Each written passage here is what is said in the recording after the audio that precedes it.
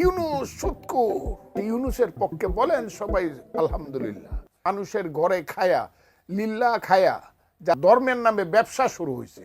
জামাত ইসলাম, হেফাজতে ইসলাম, নারী নীতি করা যাবে না। আমি তো মাকে বলবো এদেরকে পেটে ধারণ করো না মা, এরা তোমাদেরকে খুব ছোট নজরে দেখে।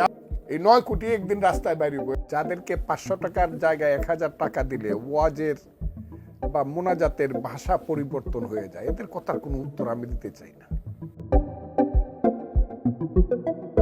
বড় বড় মৌলানা সাহেবরা ইউনূস সুৎখোর, এর চেয়ে মহাপাপী আর কেউ নাই।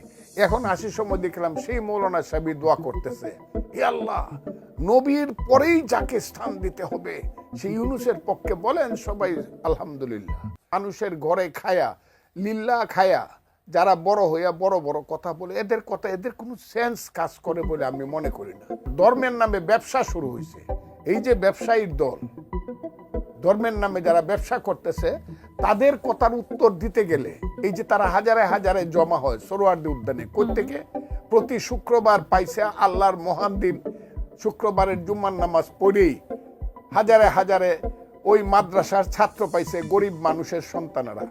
আমি আজকে পরিষ্কারভাবে বলতেছি, মাদ্রাসাতে যারা লেখাপড়া করে এরা খুব সাধারণ গরিব ঘরের সন্তান, খায় লিল্লার টাকা, এরা মানুষের অনুদানে খায়। নিজের জীবন সম্পর্কে এদের যে ধারণা হয়, সেই ধারণা হলো হুজুর যা বলে তাই শুনতে হবে।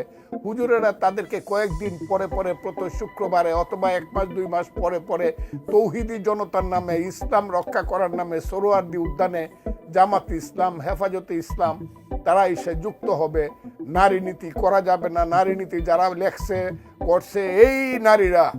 আমি তো মনে করি এখন যদি বেগম রুকেয়া থাকতো, আজকের মোল্লা মুন্সিরা তাকে বেত্রাঘাত করতো, অথবা তসলিমা নাসরিনের মতো দেশ তারা করতো বেগম রুকেয়ার।